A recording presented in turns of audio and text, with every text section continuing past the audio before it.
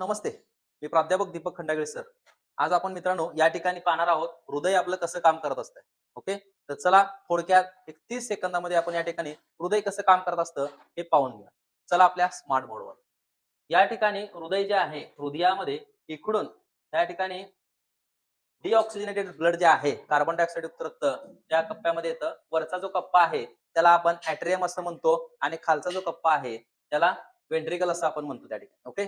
आलिंद आणि निलय असं आपण त्याला मराठीमध्ये म्हणतो. हे आलिंद आहे आणि हे निलय आहे. यामध्ये कार्बन डायऑक्साइड युक्त रक्त इकडे येतं, या कप्प्यामध्ये जातं, या कप्प्यामधून वरती जातं आणि इकडून ते कुठे जाणार आहे तर फुफ्फुसाकडे जाणार आहे. फुफ्फुसाकडे गेल्यानंतर हे रक्त त्या ठिकाणी ऑक्सिजनेटेड होतं. अल्व्होलिसमध्ये गेल्यानंतर वायुकोशामध्ये गेल्यावर त्या ठिकाणी ऑक्सिजनेटेड होतं आणि ते ऑक्सिजनयुक्त रक्त काय होतं परत आपल्या हृदयाकडं ह्या कप्प्यांच्या मार्फत येतं आणि ह्या कप्प्यातनं इकडं ह्या कप्प्यातून ह्या खालच्या वेंट्रिकल मध्ये येतं आणि वेंट्रिकल मधून ते आपल्या त्या अरोटा मार्फत महाधमनी मार्फत ते परत आपल्या सगळ्या शरीराकडं सर्व पेशींमध्ये ते ऑक्सिजन युक्त रक्त प्रत्येक पेशीपर्यंत पोहोचवलं जातं.